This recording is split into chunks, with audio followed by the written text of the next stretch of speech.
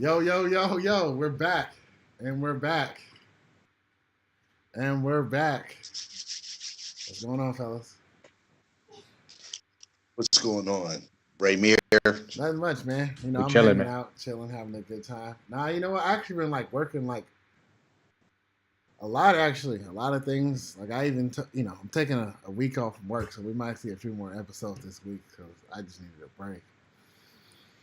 We have no That's intro, good, man. so I'm guessing during the week we can kind of meet up and we can like film ourselves so we can make like a nice little intro. Maybe we'll just talk to yes.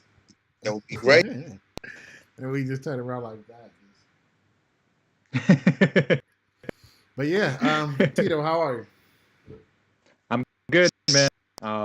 Same old like you, man. Just been kind of head down and work. Through baseball's back. I know that's something that I was very very excited for, but yeah, just that it's the weekend, man. Yeah, Guru, what's up? Guru. Hey, just trying to keep my nose clear and clean. Everything's been good on this end, just being and trying to relax. My dog, Buford, my son. And that's about it. Baseball's back. Uh-oh. I hear us. I know. We good. Us somewhere. That's cool. But yeah, that's good, man. Let's get into it, man. Baseball is back. It opened up a couple of days ago. The A's brought they brought it in by going against the Astros, man, and they kind of let me down. But the signs were there, man. I'm glad. I'm loving the fact that the fans have not forgot about what the Astros have done, and they're letting them have it. So I'm keeping the same energy all 2021 season. Houston is the worst team ever.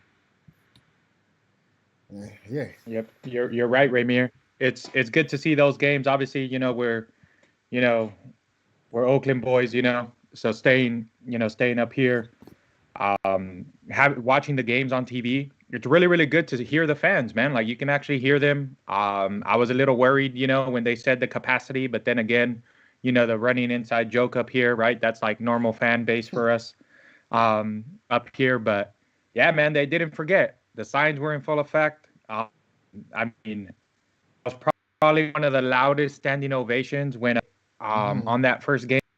So that was pretty cool. The announcers kind of knew it was coming, so they let it, right? Like everything got quiet just so that we can hear the fans cheering, dude. But I think you're absolutely right, man. There was no shame tour for the trash throws, and I hope they really get it. I mean, yeah, they've been playing some good baseball. I mean, it sucks to see the A's drop 2, but their bullpen isn't doing them any service. But they'll come along. It's a long season as always. Obviously with the uncertainties with COVID, there's been a couple of games already suspended, but it's fun. It's fun to have it back, man. Yeah. Guru, you catch any baseball or no? Yeah, I like what my Orioles are doing right now with Ryan Mountcastle and those fellas. We getting out to a good 2-0 start. Our bats are alive, and I'm just excited, that people are able to go out and enjoy the games. And I think it's going to make for an exciting season. I like what the Padres have done by locking up my man Tatis Jr.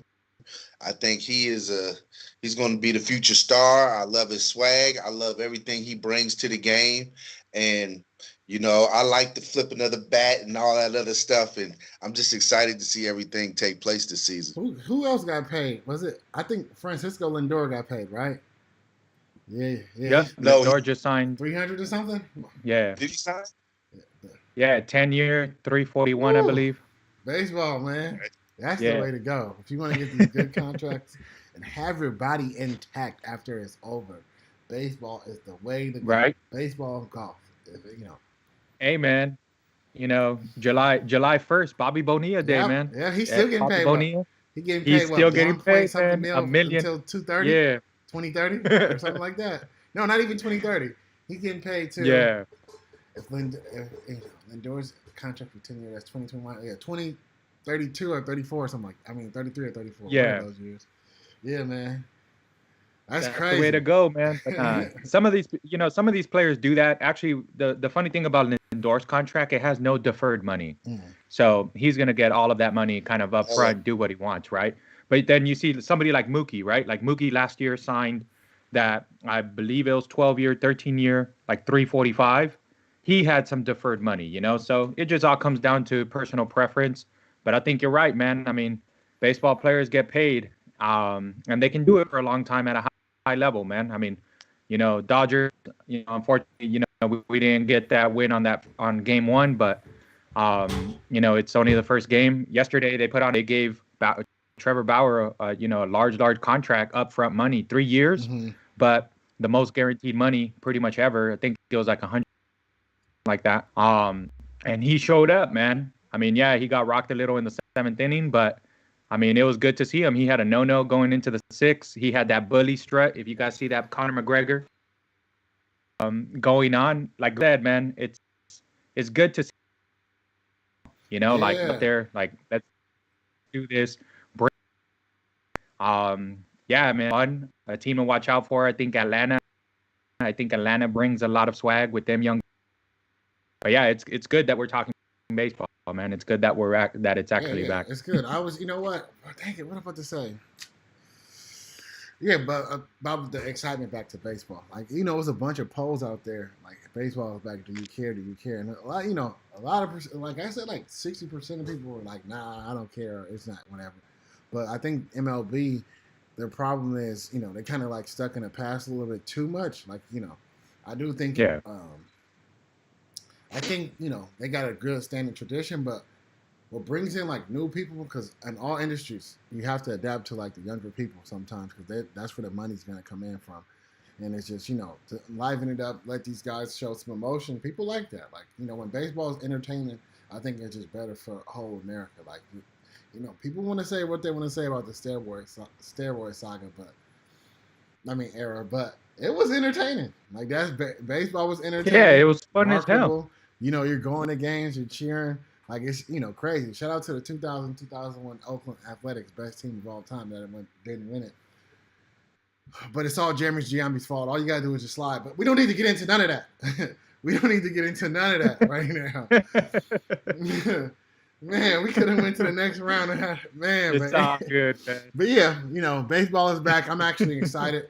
I'm also super excited. Gaming news. I'm a console guy. PlayStation, Xbox. I always been kind of going back and forth. I'm traditionally an Xbox guy. I've been thinking about going over to PlayStation because they got the MLB The Show. But this year they allowed the show to be on all consoles, and it's on Xbox, and it's on Xbox Game Pass. I pay for Xbox Game Pass, which is like where you can get a plethora of games for free every month. MLB The Show is going to be on there April 20th. I'm excited. I'm getting the Xbox. I'm sold. I just want to put that out there. Anybody want to add me on my gamer tag? It is RMitty88. All right. NBA. You know what? We all got it. Let's just catch it. I think that's what we should do now. I think as far as since COVID is not saying it's getting lean, but we're starting to understand. We're starting to understand, but we're starting to like get safe and try to figure out things to do. Like, remember back in March where you didn't know if you can just even go outside really and get like groceries. Now you like you have your mask on, you get checked or whatnot. And some people are taking the shots. More and more people are taking it. I'm not for or against it. You can do what you want to do, but either way, staying safe and stuff that's opened up little by little. I don't think we need to get too hasty with our openings, but I think right now we kind of got a happy medium, spreading people apart. And I was saying all that to looking forward to like maybe we'll catch a game one of these a casual conversations GRT Sports Network outing, and we just like record something. I don't know. Go Guru step 1. You're like I'm doing my part. Hey, so Guru, if you get full vaccinated up, you could be our designated field reporter and be out there on the streets. Yeah, hey, that's cool. All right, let's I'm waiting.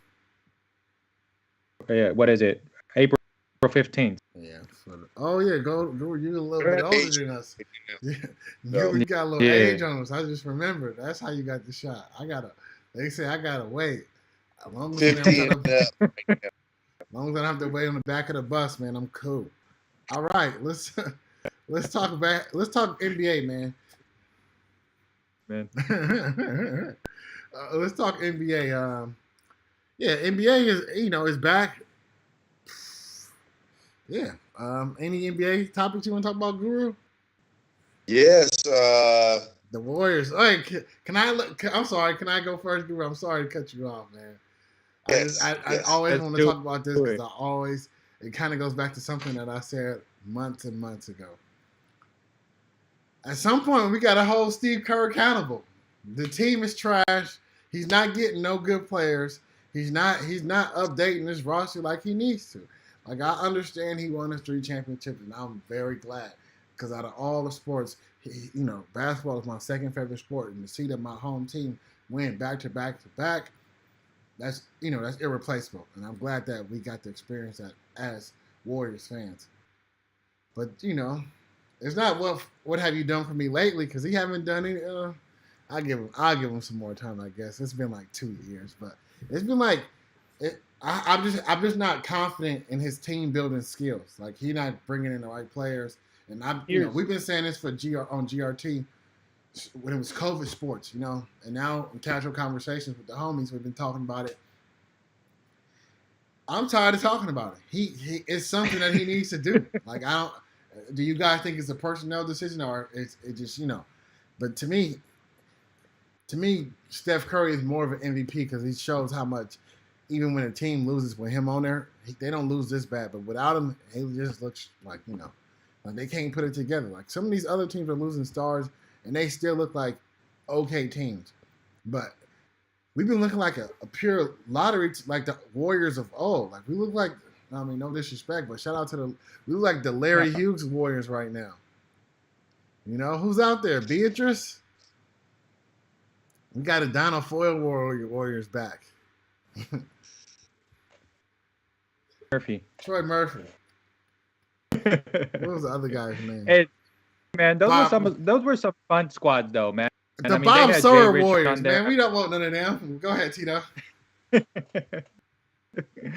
Hey, man, you can't knock those Warrior teams as well, man. Like there was some good.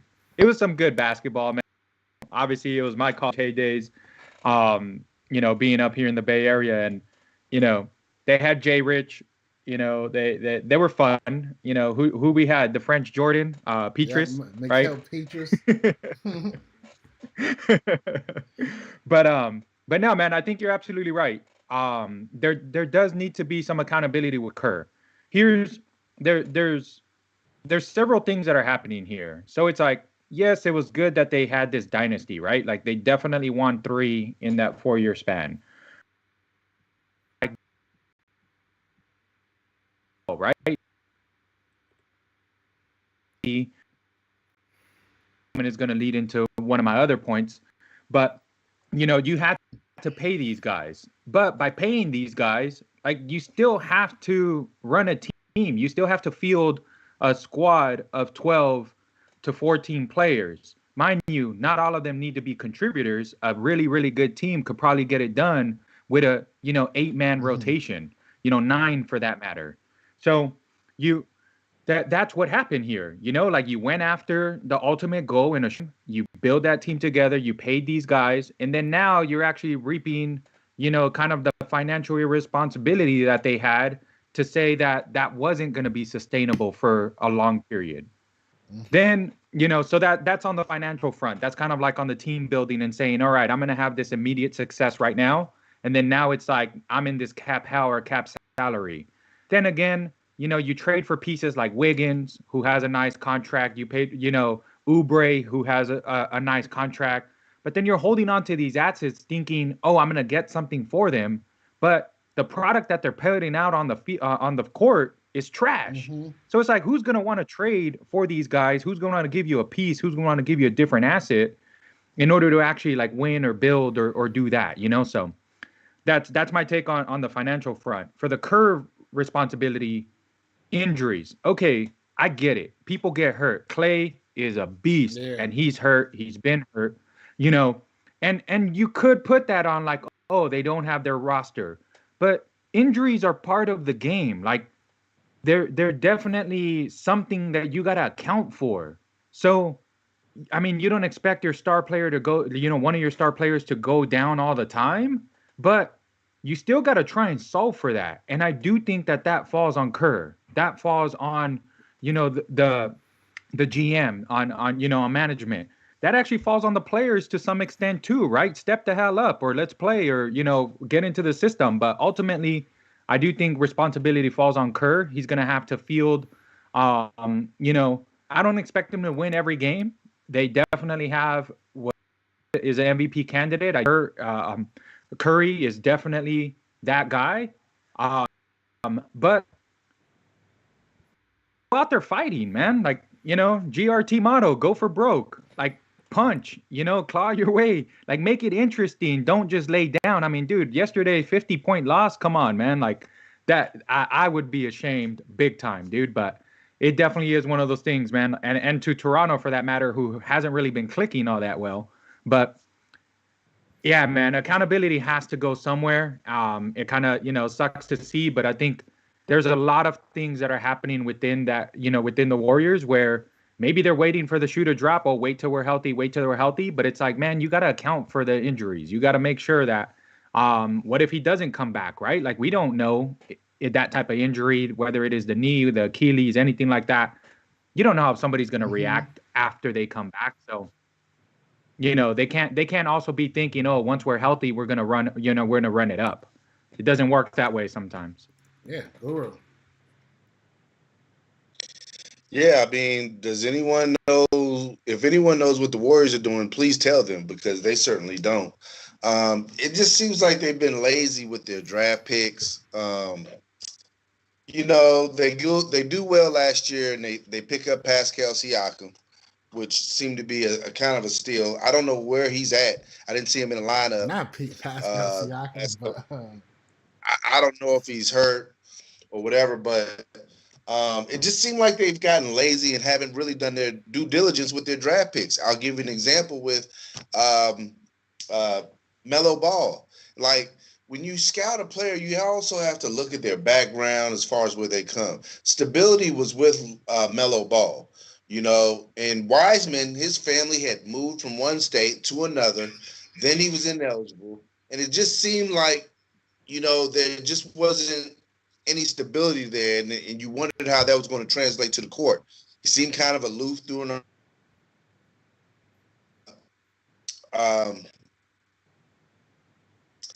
it. And also the draft, it seems like everyone else has been drafting well, but the Warriors. Like, how do you pass on Melo Ball? How do you justify drafting James Wiseman as a 19-year-old and then have the weight of the world on his shoulders saying you got to play better? No, he's playing as well as he can. You just drafted him too high, So there you go with the Warriors. They're back to normal now. And I would venture to say that those teams that you had back when you were in college, Pietrus and all those fellas, they have more talent than the Warriors now, except for Steph. Yeah, I can see that. I'm just saying our record is going to look like that. And as far as Steve Kerr is concerned, listen, look, he has to bear a lot of this responsibility. This is his crew. This is he picked, and he's not making it work. The way that the burden falls on him, and the responsibility is his. So, if the Warriors don't make the playoffs, obviously you're not going to let him go. You're going to let him come back next year because you're going to have Clay. You don't know how he's going to be, but we'll see what happens. But we'll see how this season goes. Next season, he'll be given another shot. So whether we criticize Steve Kerr or not, he'll be back next year. Yeah, he'll be back. We'll see. All right, so we got these two teams. The Brooklyn Nets, they still been on a tear. They have no James Harden, no KD, and it seems like that might be the best remedy of those guys not to be on the floor all the time. Like, it's like, hey, what days you're taking off? Okay, I'm gonna cover you. Like that's the type of thing I feel like they got going on in New Jersey. Brooklyn, right now. Because Kyrie just got back.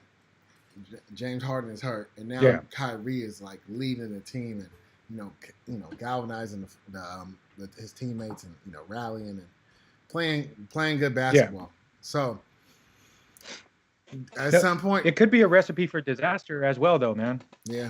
Because what's going to happen when they all come back? I don't know. I think honestly I think that their personal relationships are all good. These are three guys who people chastise for like their attitudes. And maybe it's like a match made in heaven to where they kind of all just like vibe off each other. Guru, are you still there? Yeah. I think we lost him. His picture is there, everybody. So we'll just keep on going. Dang, Guru. Guru. Oh, yeah, he's gone. Oh, man, we got to keep this shit. He said there we go. He said he didn't want to hear us talk about the Nets, man. He said we were about to talk about the Wizards. Oh, the Wizards suck.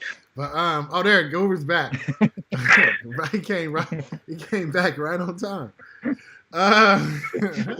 He like, what did I just want? I heard y'all talking. Oh yeah, but that's they're looking pretty good. Andre Drummond is looking like he only played a couple games. So I'm not about to like crucify him yet. Like let him get some time with the team. The Clippers picked up. Who did the Clippers pick up? DeMarcus Cousins. They're still not clicking well. I don't know. NBA. Go ahead, Tito. Yeah, I mean, I think Drummond it was a good pickup. I think we talked about it last show, but it was a good pickup for the Lakers. Obviously, I guess somebody stepped on his toe game one, and and didn't play, and had to leave, but. It's that Lakers squad, man. I mean, it's the way that the approach that they've been taking it is wait till we're in the playoffs. Wait, that's where we're going to turn it on. It could be a recipe for disaster, but I still see that the West goes through them. I still, knocking on wood here, lighting several candles. I still peg them as the champ this year, but, taking a page out of Ramir's book, man, you gotta beat the champ to be the champ, so. We definitely, we'll definitely lean on that pretty hard. Yeah. But yeah, man, NBA is good, man. Now that the dust is settled with the trade, with the trade deadlines, for any of our Midwest watchers, I really like what the Bulls are putting out there. I think Vooch was definitely a really, really good pickup. That's a team that I think wants to build an identity or has a plan. I know that a really good point that Guru had on Steve Kerr and the Warriors, where they just don't know what they're doing. There is no kind of like plan or identity. The Bulls, I think, after this deadline, came out and said, "This is who we're gonna be. We're gonna build off of Levine. We're gonna have these complementary pieces, but go after a big that is an all-star, and can spread the floor." So it's been good to watch. Right after the trade deadline. Basketball. Talk to me. Yeah, well, I'm going to go ahead and give you the Guru Slammer, and that's the Phoenix Suns will be coming out of the West. I know it's going to be tough, but listen, I don't care what people have on paper. You're stubbing toes, you can't stay healthy, and if you're the Lakers, you're in trouble because guess what? The Suns smell blood in the water. And what have I always told my basketball prognosticators out there? Is that young legs fail in the NBA. The younger your legs and you have skill, the more successful you will be. The older your legs, the less lift you have. You can't even get off your jump shot right anymore. It just happens. And that seems to be where the Lakers are. Maybe they're having too much fun in La La Land. Who knows? I just know one thing. If the Washington Wizards sneak in with the my God, Guru. I mean, we'll have a shot to make some noise. Just, it's a long shot, but you watch out for those Washington Wizards. We'll finish strong either way. Man, Guru, you got. Yeah, because you play in the East. He said, I know if the Washington Wizards, man, Guru, man, I'm pretty sure your girlfriend must love you because you be going hard for a relationship that you like. He was like, no, Guru, I seen her. No, she wouldn't. She loves me the most. And I guarantee. I'm like, wait, nah, we seen her on 4K, bro. He's like the Wizards, the Cowboys. There's no end. Did you say you was a Baltimore Orioles fan? Did you slip that in there early? Yeah. He did. Yeah, Yeah, he did. Guru just he said he be looking. This is how Guru picks teams. He just he gets the paper.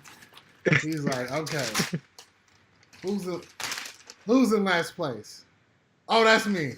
that's my franchise. I'm gonna ride with. Nah, You'll see this year. he's from the DMV. I'll give him. He's staying within the vicinity. Yeah, I mean, I don't know how he guess. goes Cowboys. I don't know how I you don't know got if he, Cowboys. I don't know how he goes Cowboys over Washington or over the Ravens for that matter. But it is what it is. He can't.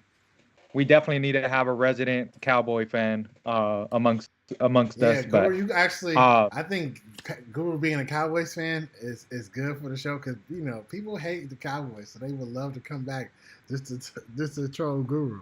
So yeah, there's a lot of Cowboy fans yeah, out they there, all suck. unfortunately. But no, I'm just better joking. for us. Guru, you like my top 5 best Cowboys fans I know. That's because I know you personally, But yeah, you know what? Another NBA thing. What about the Portland Trailblazers? I think right now Dame has to be the MVP, right? Yeah, Yes.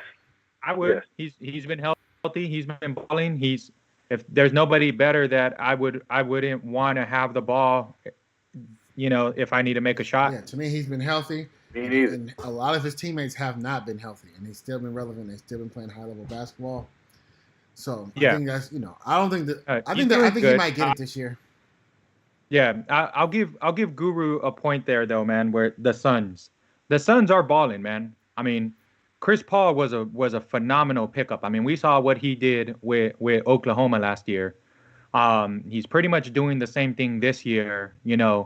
Having somebody like Booker on there, it's a young squad. They're playing. I worry though about their big man Aiden. I mean, he's respectable, but I mean that's the scary thing about a team like the Lakers, man. I get it, but dude, they're these big boys, man. They're these big bodies that in a long series, I get this young legs, man. I mean, we know Chris Paul doesn't have them, but it definitely is rejuvenated career, everything like that, from changing the way that he carries himself personally. But I worry about the bigs, man. Like there comes to show like there is something there with these bodies, weighing on in a long series if it's 7 games if it needs to get there. So the Suns are playing good. I think it's a solid pick, Guru. I just worry about their bigs against some of these teams out there. I mean, you see even Portland wanting to get size so that they can compete when come playoff time. You got teams like Utah, they have bigs. You have teams like Denver. I mean, dude, Joker, that's another one. I'll actually put Joker from Denver with Dame as my front runners for MVP right now, man. They're balling out, man. Yeah, I think that's a good one. Him and Joker. It's coming down to those two, so we'll see. Even Joker, they got Aaron Gordon. He wears 50. Like, come on, dog. Just get over it, man. Let it go at some point. Yeah, let it go, man. Like, you're like holding on to it too long, bro. That's a dunk contest. Like, relax. Like, we know we should have. He was the people's champ. That's all that matters, man. Yeah, but now he's making the people. Because I was part of the people that was riding from on Twitter. Like, I attacked Dwayne Wade too.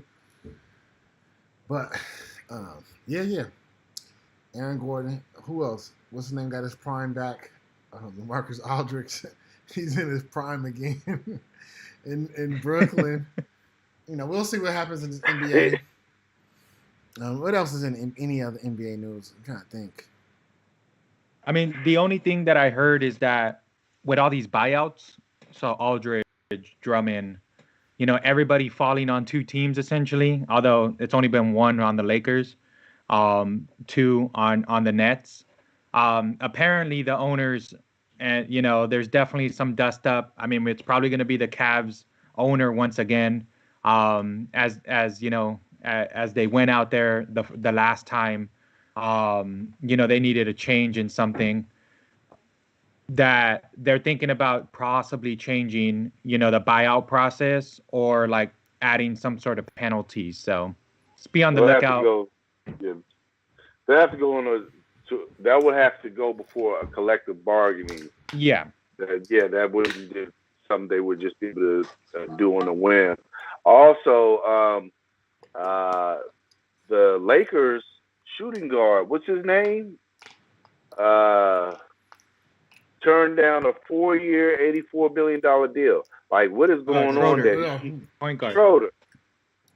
He turned down a 4-year, $84 million from the Lakers. I mean, maybe $84 million isn't a lot of money in California. I don't know. I would like to find out. But he turned it down. I don't know if he wants to go somewhere else, but that was interesting, I thought. I think he just wants to get paid. Yeah, I mean. Do you think more? I mean, Oladipo signed that deal 5 years ago. He signed a 4-year, $84 million. That was his first big one. I think he probably looked at that and thought, like, 4-year, 84. There's teams out there you can get to pay you. You know, there really is. There, that guy, a Sacramento King, right? To get $100 million. Yeah, you know what I think it is. I think that it's the fact that he plays for the Lakers. So most NBA players or most players in any all sports, they chase the money, they chase the championship. If he gets the championship this year, he'll just be okay with getting some money somewhere else. Like for the rest of his life. So I can see that happening.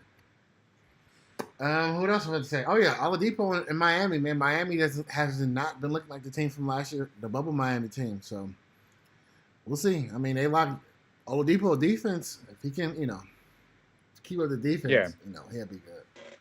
All right. But they didn't. Go ahead. They didn't look like that. They didn't look like that before the bubble either. So it's like it could be one of those things where they do have this flip a switch mentality too. So you hate to see it. I do, where it's just like I just want people to go hard all the time. But yeah, I mean, it's gonna be interesting come playoff times, because it's just like how many switches are we flipping, Yeah, I mean, that's one thing I do respect about '90s basketball. Those guys play every game hard all the time. Like they didn't leave. Like now, I kind of feel like people are just game managing and. I'm gonna just save my energy for this time, and it's like, dang, you cheating as fans. That's why we don't watch basketball as much. Definitely, I agree with that. Yeah, I don't think it, to me, like when I talk about basketball and my excitement and people and I talk about it to like my other friends and stuff like that. I always say the same thing, and we all can kind of agree. We wait for playoff basketball because that's when the games really start. Like. That's when these guys start going hard and start really balling out. And then now it's like, I feel like in the beginning of the season, you kind of ball so you can get your position set up. And then once you kind of feel like you got your positioning, then you kind of just lack, you kind of just roll it into the playoffs. So I think that's probably why they was talking about having that like mid-season tournament a couple years ago, just to keep the excitement up for the mid-season. Because, these guys, it's different. But all right, enough of NBA. Let's be done with NBA because I really want to get into NFL talk and NFL draft talk because it's a lot of stuff been going on, man. Justin Field had his pro day. He had some good no pressure throws like Zach Wilson, but his response was different. In short,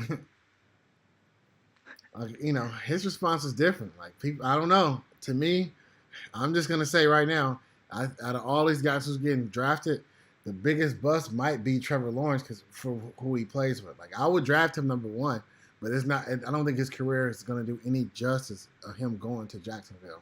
That just hasn't been a franchise that's stable. Like I can only think of like two good, David Garrard, one Byron Leftwich team, and one Blake Bortles team. So that's three Jacksonville Jaguar teams that season that I thought were good, but. I don't know. Zach Wilson, same thing, man. I don't know. I said last week on the show, Zach Wilson. Here, baby. Oh, that's you, Tito. Yeah. I forgot. Yeah, he wilding out. How old is he now? Is his birthday coming up in a few months? He's gonna be 2 in June, man. Okay. Yeah. Yeah. He's getting there. Yeah, Gemini power. But yeah, I was talking. He's not here today, but I was talking to David Voss, and he's a New York Jet guy, and he brought up an interesting point. He was like, I don't think Zach Wilson is a good fit in New York to play or to handle the media. Like it's one thing about guys coming from like being heavily recruited and getting the scrutiny their whole life, and then going to New York. But if you don't really have none of that, and then you go to New York because you automatically you're gonna be failing like for a few years. How do you take that? And I kind of feel like now I don't want to say this guy's like the best guy, but I currently feel like the Jets would do better if they trade down and get some more pieces to put around Sam Darnold.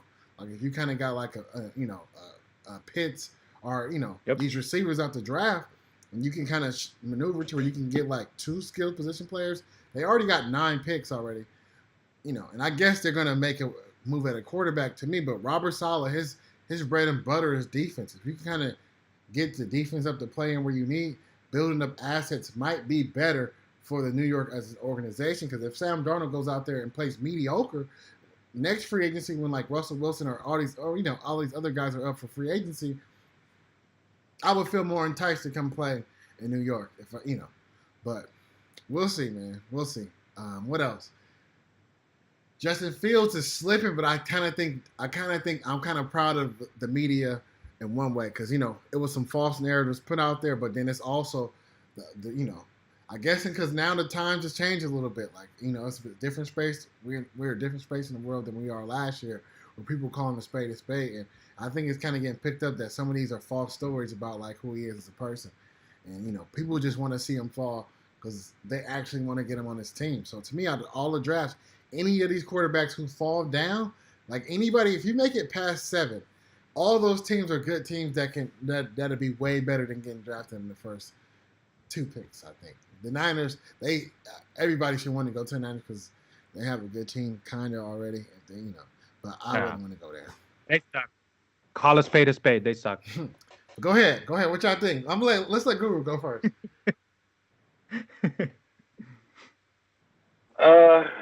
Where do I begin? First of all, let's start with the quarterbacks in the draft. I'm not sure why Deshaun Watson or Patrick Mahomes wasn't looked at the same way as far as being a transcendent talent. We know that Patrick Mahomes is, and we believe that Deshaun Watson is, right, based on his play.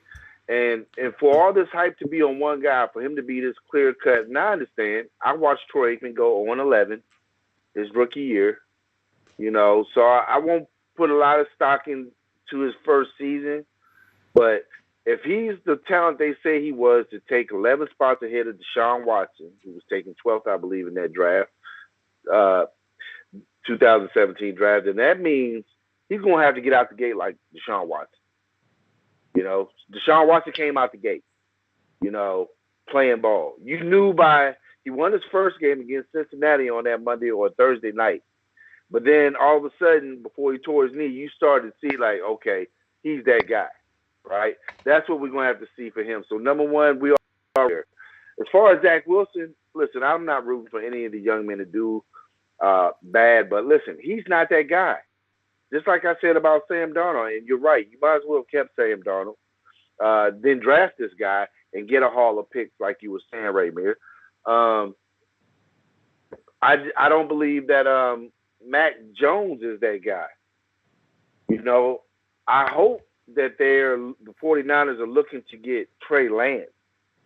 To me, I feel like he's the best quarterback in the draft. I feel like hands down, he has. I would say he has a slight edge over Trevor Lawrence in my eyes. Quarterback out of Ohio State, number 2. I just would, and there's no bias there. It's just the eye test, Let's go back to the 2012 draft real quick. Let me remind y'all something. That draft had about 5 quarterbacks in the first round. All right, they were talking about Blaine Gabbert and Cam Newton actually vying for the number 1 spot. And if anyone who looked at Blaine Gabbert's film when he started knew that he was not even a first-round pick. Experts even said outside of the game said he wasn't. And look at him. He's still in the league, but he wasn't. Let's go to Christian Ponder, shall we? Minnesota. All right, made the Pro Bowl in 2012 because Adrian Peterson ran for 2,000 yards. Wasn't because of anything he did. This guy had a double master's in 3 years at Florida State and could not read the NFL defense to save his life. Dang, go ahead, Guru. Let's hear about this. So- Let's hear about this guy Jake after this. So let's go to Jake Locker, shall we? Jake Locker, 10th pick, out of Washington. Touted they was touting him as the number one pick the previous years. They said this guy's going to be the number one pick. And so I said I'm gonna watch him closely at Washington.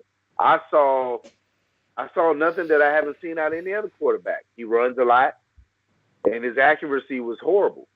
So he gets in the NFL, plays mediocre, and then he retires. Shows you his love for the game, right? So I want people out there to know that, look, don't drink these juice on these quarterbacks. Go by what your eyes see. Do not go by these so-called experts. Mel Kiper and Todd McShay, hell, I can do a better job than them, So don't go by what they say. Go by what your eye test is, because I believe the best quarterback, I believe the 49ers do not take Trey Lance with that pick, somebody's getting fired in a year or two. That's what I got to say. Go ahead, Tito. Guru, I'll come back to you. I disagree with one of your points. I agree. I agree with a lot of his points, but I'll just say this, man. Like, I think you're right, Guru, and that it's a crapshoot, man. Like, a lot of these quarterbacks, regardless of being drafted in the first round, do not pan out. They actually do not pan out more times than they do.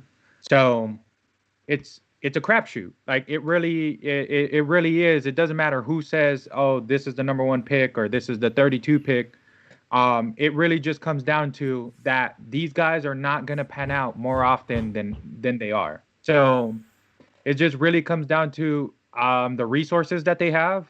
It comes down to the system that they play in. It comes down to the people that they have around them or the team that goes out there. Like, but yeah, it's just a straight crapshoot. I really think the media plays a lot into position.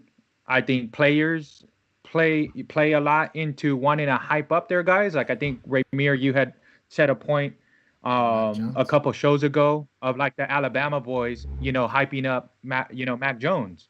And it's like they should, like that was their quarterback. That was somebody that led them, every single game. So it definitely is one of those where they're going to want to position themselves to just have a better life, a better situation, to get out of what they're actually in. But it is a crapshoot. You do have to trust your eyes sometimes. Like, if we talk about Mahomes, if we talk about Deshaun Watson, I mean, more so Watson, like I would actually peg Mahomes as that's somebody that I think went where he should have went in. Like, he wasn't a big name coming out of that year. He wasn't the one of the top guys in there. I mean, there was a lot of talk on him. If anything, we can give, Kiper a little bit of credit in a sense, or like McShay, like all of these guys were saying he is going to be a guy, as they do every year. But yeah, like somebody like Watson, like he shouldn't have fell. Like, coming out of that year, like he just put it, the years that he was having at Clemson, you knew he was a gamer. You knew that he was going to be somebody that you wanted to lead your team on Sundays, strictly football. I know, we're beating around the bush with Watson and what's going on with them, but it is what it is when it comes to it. With Darnold, I think you're right, Ramir. The Jets should be smart about this and get more assets. I don't think they need draft picks. I do think they need to get players. Get more assets. Like Darnold, I don't, looking at tape, looking at the situation, I don't think he's the best quarterback, but I also don't think he's the worst quarterback. I think he can help you. Something a la Fitzmagic. I know that he's my quarterback now, QB1. What's up, Washington? Had to throw that in there, but it is one of those where what happened? Let's say QB question mark, because we'll talk right. about it. Yeah. Well, I mean, hey, Rivera came out already. Said he's QB1 with competition, whatever that means, right? But It is what it is. But with Darnold, yeah, like Jets should be looking at it, but they're not. They're probably going to take, Wilson. That's all indications. Maybe a smokescreen, maybe it's not. I think Miami played this right, in my opinion. They got assets that they needed. They kind of control their own destiny. They were able to move back up to the 6th pick, which I'm sure they have an eye, on a player. They feel very, very, very confident to get into that position. Or if not, they just keep trading down more and more assets, right? Like it's literally looking at your team and building it right. So it's going to be interesting. I think that I guess everything that we've been hearing could somewhat be correct. I mean, I think Shanahan was at Fields Pro Day, but all indications have been saying that they're leaning towards Jones. So we'll see. I mean, maybe there's some smoke and mirrors there. I think you're right though, Guru. They should go Lance. I think they should go Lance. What? But it's, if anything, I was in this show last week, and I'm going to hold true to it. Out of those quarterbacks that I think is the most NFL ready, can jump into a system right now, is Mac Jones, in my opinion. That would be my pick. Now I hear you. Look at Guru. Guru, you're muted. Guru dying over there. Guru dying over there. Guru, we need to hear that laughter. I didn't want to interrupt anyone. Nah, we need that. That's what we're about, he man. He said Mac Jones. He said, "Hi." He said, "You gonna take Great Mirror's cousin?" Yeah, right. Man, look here. Now I agree with both of y'all points on everything, but this is what what Guru was talking about, going back into the past and looking at these quarterbacks, looking at the eye test. To me, that's where I'm making all my decisions from. Like, if you look at the history of the draft, especially what's been going on in the last couple of years, and these guys who's been like high level play in college football for their careers, they kind of turned out good in the NFL. Like Deshaun Watson, why would he fall that far? And Patrick Mahomes, he didn't have the hype like everybody else. So in the spot that he went to, I'm okay with. But they should have known. Nah, they should have known. But they, come on, they've fallen in love over Zach Wilson based on how he looks. Like, come on, he looks like he's just a tall, like he's like a magazine type of guy, and they kind of want that guy to be like a face of the NFL a little bit more than they do Trevor Lawrence. So, that's the thing. But to me, that's why I keep saying the same thing, man. My number one and number two has been my number one and number two for the 4 years for this draft class, and it's still Trevor Lawrence and Justin Fields. Trey Lance, I get it, he's cool. Mac Jones, he can be good for great. Even Zach Wilson. But I'm saying, for what they've been doing for the last couple of years and level of competition, I'm still going with Justin Fields. Justin Fields only has, 3 bad games in his whole college football career. And 2 of them is, and I have watched a video where they talking about the 2 teams that they keep talking about he played bad against. The defense were ranked in the top 5 defense. Like, I think Northwestern was number 2. Another Indiana was probably number one of them was number 1 and 5, something like that, in defense. And he's making his decision. He's playing. He's doing great. Trevor Lawrence, same thing. Like when he plays, he wins. So he's gonna go 1. But the other spots, if I was the Jets, I would just saying I would trade down a little bit because unless they like totally in love with one of these quarterbacks, they in love with Zach Wilson like how they say they are, then they're gonna draft him. But if you kind of got any questions about any of these guys, to me, I would trade down a little bit, get some picks, and then draft a quarterback that drops. Because whoever drops out of all these guys, to me, I feel like those guys who go 3rd and 4th or 4th and 5th, they're going to have the better chance at being successful in the NFL right away. Like, if Justin Fields falls to, Trey Lance, Mac Jones, just say any one of those 3. Any of those guys falls to, the Redskins, you know what I'm saying? Who else? Even the Raiders wouldn't do it. But just any other team, they'll be better off in their NFL career because they have the pedigree. I think Justin Fields has the pedigree. Let him fall to Washington. Let Mac Jones fall to Washington. I'll take them. Yeah, you have to take these quarterbacks if they fall. We'll win the. Yeah, to me, I think if these guys, a lot of them aren't ready to go. Like Trevor Lawrence is gonna play because he's gonna go number one, I'm telling you, from what Joe Burrow did in his senior season in or his senior season in college and his rookie season in NFL, you kind of got a blueprint of if guys play at a high level, they do okay. The same thing with Justin Fields, man. I feel like he plays at a high level, he's okay. And Zach Wilson, he got a good year last year. And Trey Lance had a good year 2 years ago when he played, but it's like the high level of competition was not there for me. Like to me, those guys you want to draft and you want to build teams around, and some guys come in and step in and do something right off the bat. Like imagine if Justin Fields go to a good team with a good receiver, good running back, and a tight end and a great defense. He's gonna win some games. Yeah. Like that's Let him fall to Atlanta.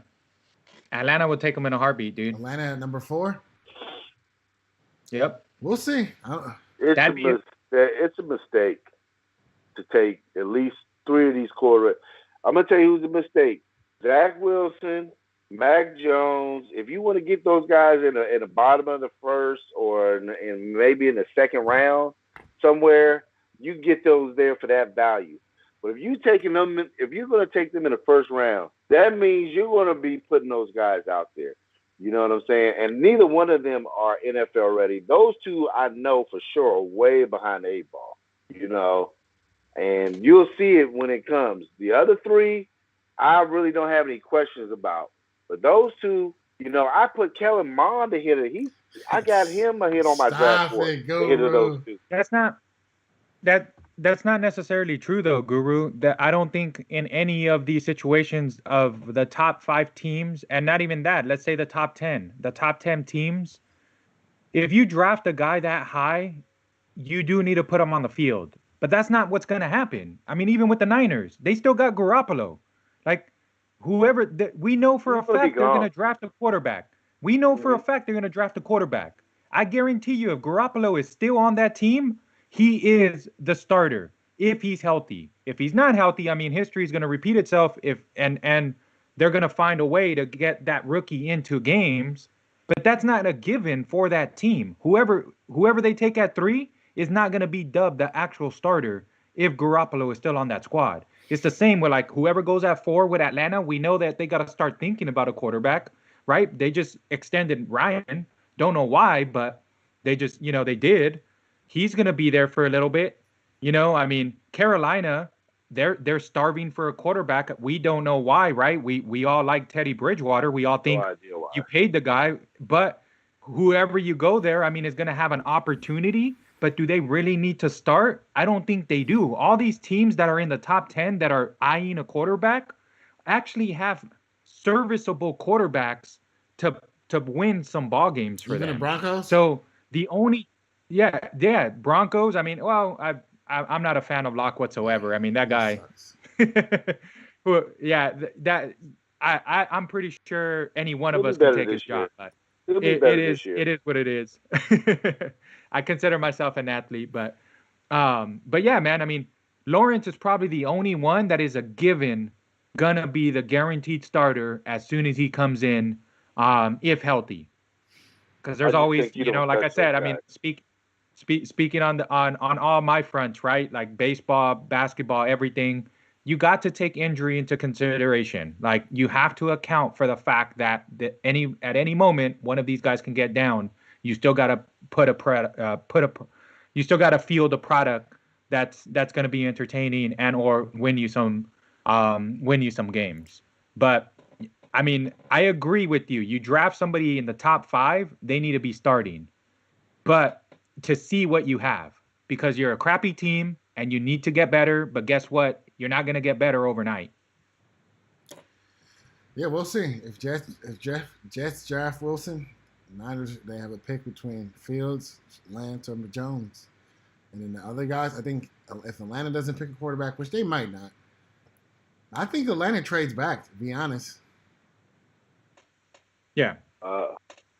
Atlanta probably unless will. They get the tight end, unless they get like a skill player. But I'm looking at the draft right now, and Detroit, they don't need a quarterback. Carolina might draft a quarterback. Denver, And then if you're looking at the teams, the Minnesota Vikings, imagine if one of these young quarterbacks go to Minnesota with all the talent they have. Like, imagine if Justin Fields slips to Minnesota. Like, that'd be the worst, best thing for him ever.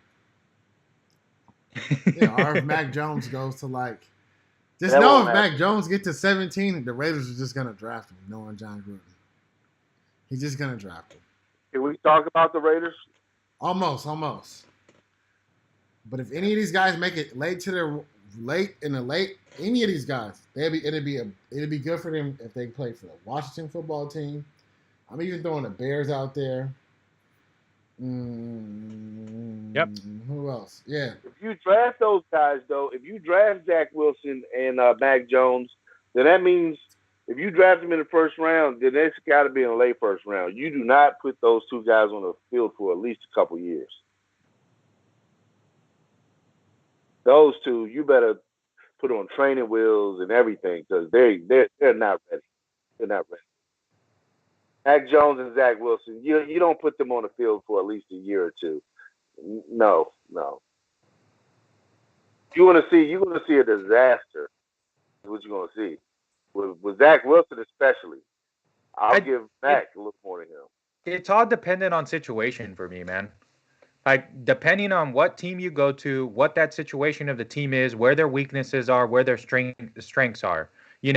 Like Washington, let's talk Washington. You draft Washington. Washington has a great defense. They're definitely moving in the right direction. I'm not saying they're the best team out there or anything like that. But if they draft a quarterback, that whoever they get is going to have an opportunity to showcase what it is that they got. But if you go to the Raiders, although we think that, if they get a quarterback, we think they should get an opportunity from what we see with Carr and everything. That's a situation where Gruden's going to sit you. You're just going to sit back. You're not going to get that opportunity. You're not going to get that play. So it's all dependent on the situation that they actually fall into and what it is that the team needs and what direction they're actually heading in, man.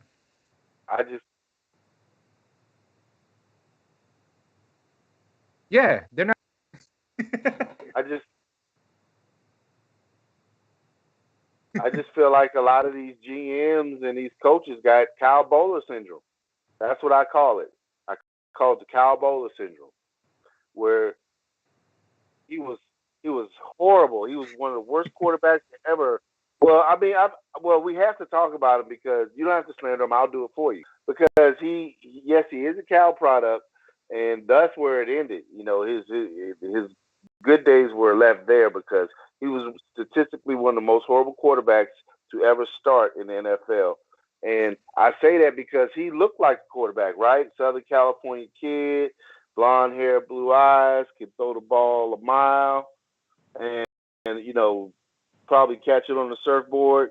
But Lord, when he got on the NFL field, it wasn't there, and I think guys fell in love. They fall in love with what they think might be getting, and especially in that.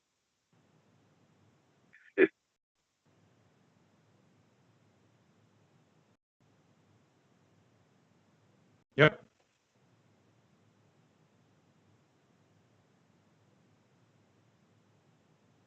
All right. Pro Day wasn't bad. When I saw it.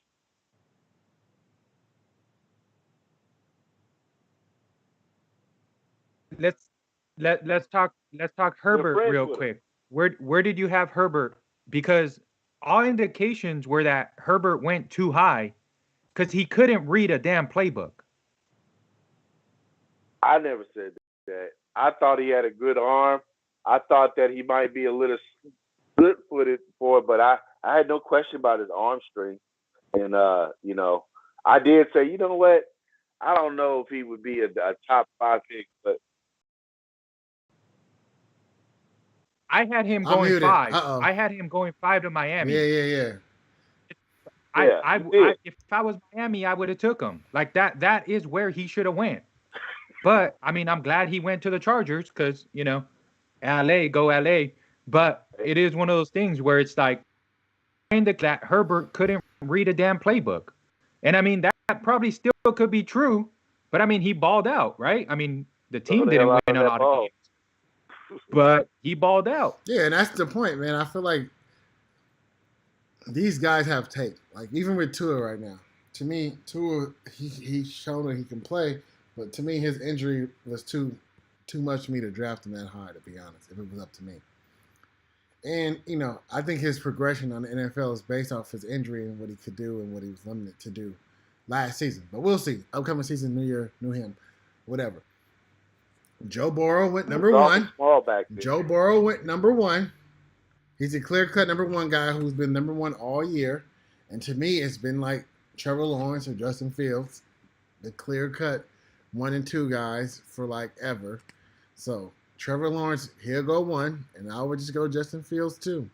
And then the rest of them can fall wherever. Trey Lance, to me, the rest of those guys, they can sit. Like Trey Lance, he can play, Guru, but his level of competition is not even up to college football standards. Yep. So I have to give. We didn't say that. I said that about Carson Wentz too. And then look at Carson Wentz. As soon as he get adverse, well, they're two different people. I don't want to bring up Carson Wentz in this. And what's the guy's name? Jalen Hurts is number 1 now. He doesn't want to be number 2. So he was number 1 at Oklahoma. So it makes sense. I see a quarterback. When you see who? When I look at Trey Lance. When I look at all 5 of them, I see a quarterback. They're all quarterbacks. Like I understand, but hey man, I see a quarterback in Jordan Love, and Jordan Love's not gonna be years. That's a little different circumstances. I mean, who's going to unseat Aaron Rodgers, right? So, but I'm talking about as far as these guys are concerned, right now, I would say Justin Fields, then Trey Lance, 1A, 1B. Trey Lance, Justin Fields, 1A, 1B are going to light it up. I think they might because of where they might land immediately. But to me, you have to take Trevor Lawrence number 1. Like I don't immediately until you admit that, Guru. I can't take your draft prospects that deeply seriously. Trevor Lawrence is going to be good, but you even said yourself, or you talking about Trevor Lawrence? I think he might be a bust. Yeah. But to me, you have to take him number 1 though. He's the one that, and not saying he'd be a bust because like he don't know how to play, but I think the team that he's going to is not the best team. Like I even felt like when Joe Burrow went to Cincinnati, that's just a better team than to me to build from. That to where I'm like, I got a little bit more faith than Cincinnati than I got to do with Jacksonville. Jacksonville literally was one step away from the Super Bowl when they blew up the team in a couple of years by making dumb personnel decisions on a GM and an owner. And to me, you got the same owner, you got the same mindset. It's just going to keep trickling down unless Trevor Lawrence is truly transcended, which he could be. I'm not saying he's not. But he's going to need a lot of help with that team. Seen it? You seen something that said, wow, I see the quarterback better than Deshaun Watson? Yeah, I mean, did you say that now that you've seen him? Trevor Lawrence? Nah, he was good. I'll give it to him.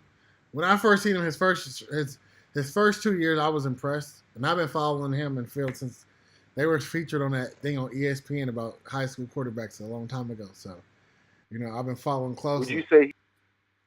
Would you say, because they make it seem like, Deshaun Watson didn't come out of Clemson. Like, he's the greatest quarterback in the last 10 years. We're going to find out. I don't think he's better than Deshaun Watson, no. But I think Trevor Lawrence is capable to be up there, though. Like, I'm not saying he is, but I think he. And I hope he is. Agree.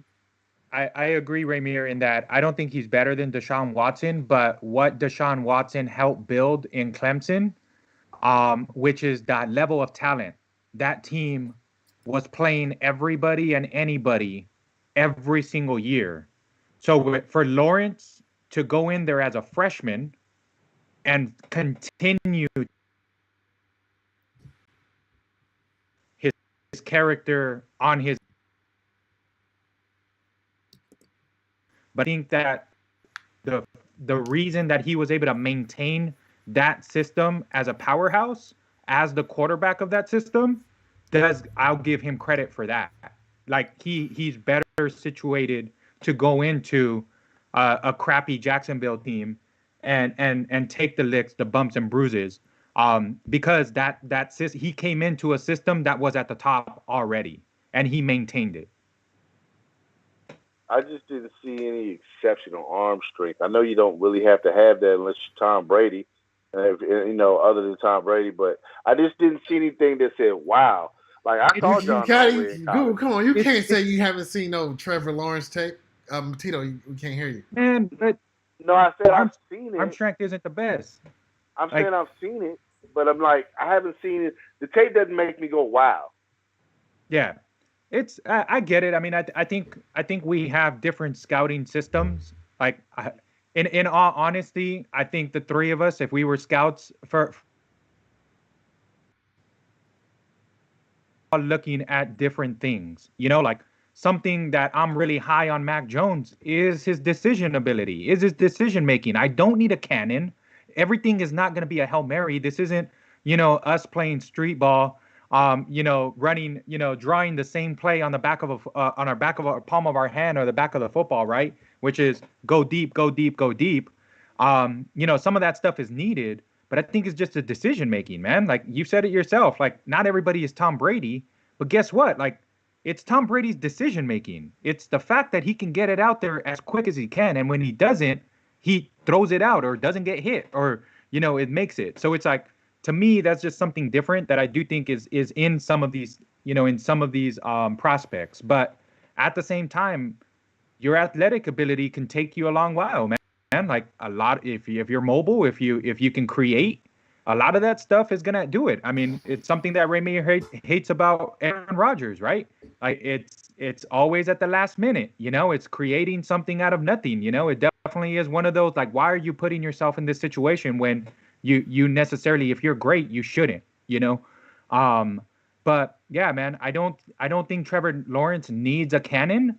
I don't think he needs it, but it should be the decision making. And for me, the fact that he was in a tier 1 school and kept it there for 4 years for his play, I think that means something. I think that definitely means that he goes number 1.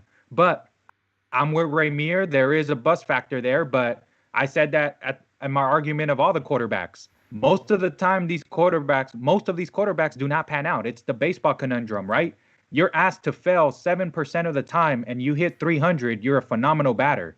So it definitely is one of those things where in these quarterbacks, they don't pan out as much time as they do, but it's a good class. It's one of the it's at least it's a good hyped class where we're going to see potentially 5 quarterbacks in the top 10. I don't think it's going to happen. There are going to be some that fall, but that's the talk right now, right? 5 quarterbacks in the top 10. Yeah, to me, with the whole, like you said, we all have different grades and different ways we'll do it. I'm just saying, I'm going off of lineage, and I'm not even going off this past COVID season. Like that's why Zach Wilson and Mac Jones, they're good, but I don't know. Mac Jones, he played good. He has a Heisman Trophy winner on his team, so he did good. But Trey Lance, he could be good. He, like I said, my third quarterback is shuffling right now to whoever it is at the time, and I would say Trey Lance for me will have a little bit edge because he played in 2019 where it was like full schedules. But then again, it's like it gets kind of even because he played at a different level. So you're just gonna grade like that. It's just gonna happen. And to me, Guru, part of if you haven't watched any game that Trevor Lawrence played until he lost to the Ohio State, I felt like he can win. Like I feel like that he can win. Justin Fields, same thing. I feel like he can win. I only feel like he can win against Alabama. Like I got too much of a powerhouse. Like they got too many NFL rated stars on his team, and he doesn't have all the NFL rated stars that they do, even though it's a good program. But so I don't know. We'll see if it's interesting. Like I hope all these guys do great. The NFL is turned into like the younger players, and I guess now with social media and how the way the internet is run, you kind of get a feel for who these guys are personally. I probably like Trevor Lawrence at least because he seems so bland. Justin Fields, everybody likes him. Everybody don't like Trevor Lance. I mean Trevor Lawrence. I think people like Trey Lance and Zach Wilson the most. I think people are in love with Zach Wilson. There's 2 guys I can pick that people like is Trey Lance and Zach Wilson. I think Wilson is that everybody's high on. I mean, it could, all reports, right? Like Even Philly, who has a quarterback, who made their decision on quarterback. There was that report that the reason they traded down is they were trying to trade up to get Wilson. We weren't even talking about him last year. Do y'all recall us ever Yeah, speaking that's what about I'm saying. Zach That's Wilson? why I'm going. Like I said, my job grades have not wavered off of none of the hype because it's based off of what people been doing. Zach Wilson, I'm gonna just say it right now. Zach Wilson, he seems cool. Like that's all it is. It's part of that. It's like the it factor. Like Deshaun Watson, Yeah.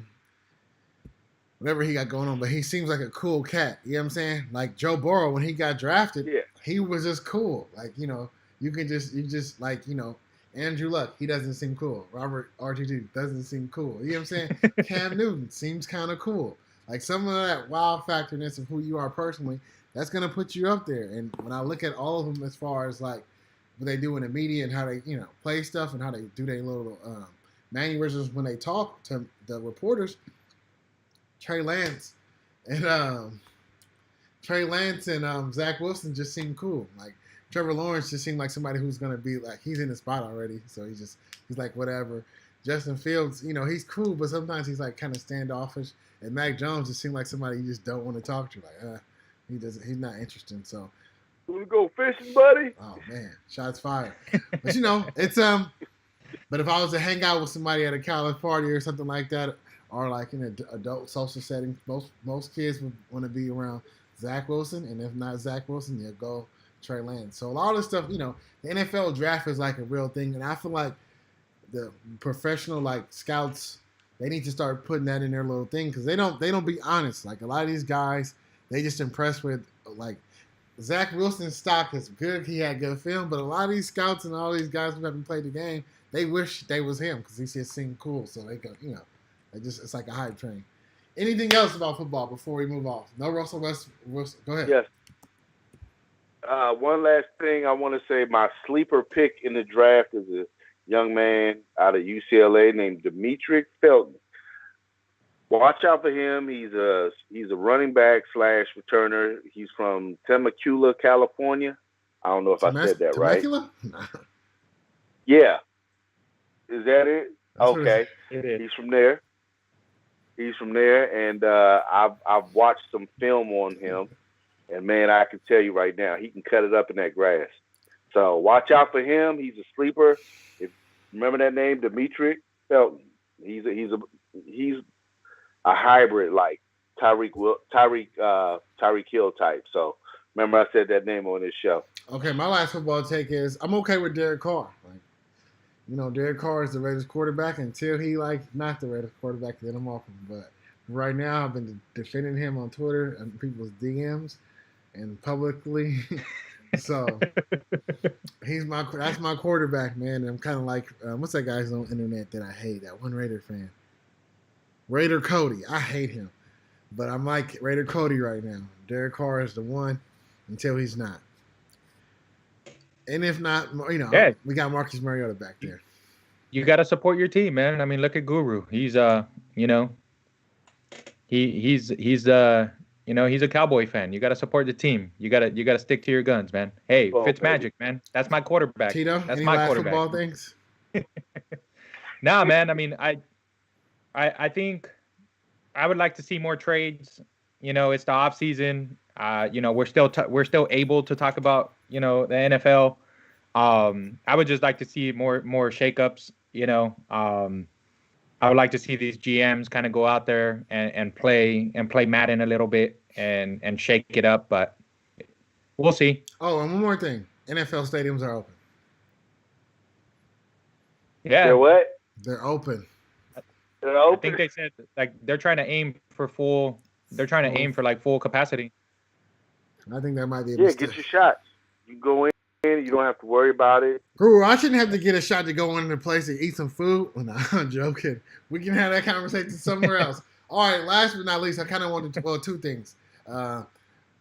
John Jones, Twitter, April Fool's joke, that was not funny. If you ever see the show, people are waiting for you to talk to Dana White. And I think that was an April Fool's joke that he sat down with Dana White and had a great conversation about the fight. Because, last week Francis Ngannou killed Stipe. I guess, That's he's Murdered, shown bro. he's shown what we needed to see. Like we, like you said, we questioned that.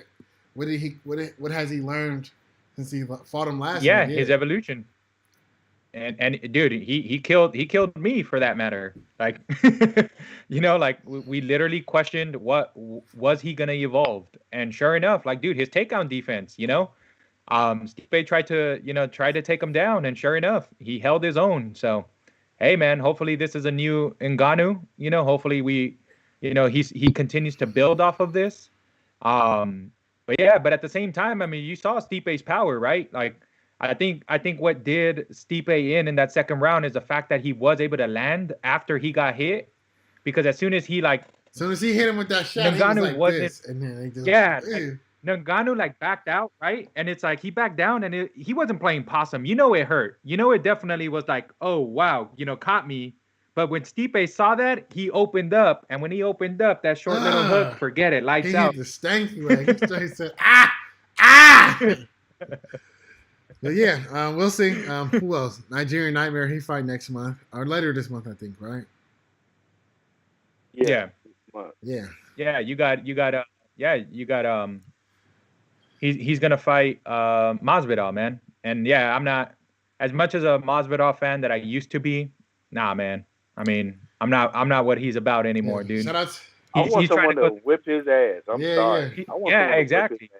He's going. It's funny because it's like all the trash that he talked about Kobe Covington. He went the Covington route, and it's just like, what are you doing, homeboy? Like, get out of here, dude. Like, I'm sorry, but what's wrong with you? You gotta get that money, man. That's all it's about. And shout out to my Nigerian mama. So we're gonna go with the Nigerian Nightmare on this one, like I do every single time. Hell yeah! And I don't know if you guys caught it. They released a Space Jam trailer this morning. That's our last topic on the show.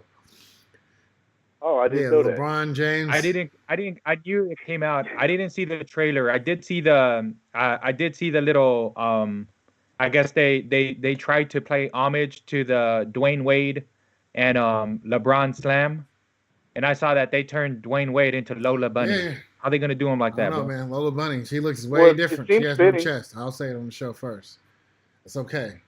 Isn't it? It's a cartoon. It's very accepting. But all right, I gotta go. We'll be back. We'll be back probably next week. I'll ping the guys. We'll see what day they get off work early, so we can kind of, Tuesday is my wife's birthday. Shout out to Shirley. Any last happy early birthday? Any last words, Guru? John Gruden sucks. Any last words, Tito? We ain't that was his last word. He used it.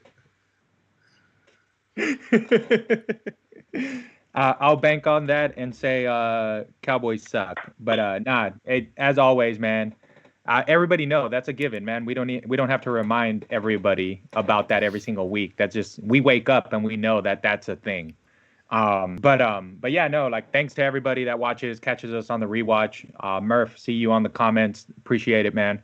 Yeah, man, just thanks. It's always fun chopping it up with you guys. Sports are back. Baseball, catch them baseball games. Hit us up on social media, Twitter, Instagram, here, whatever, man. Let us know. All right. We'll see you guys next time. And we're out. Pia.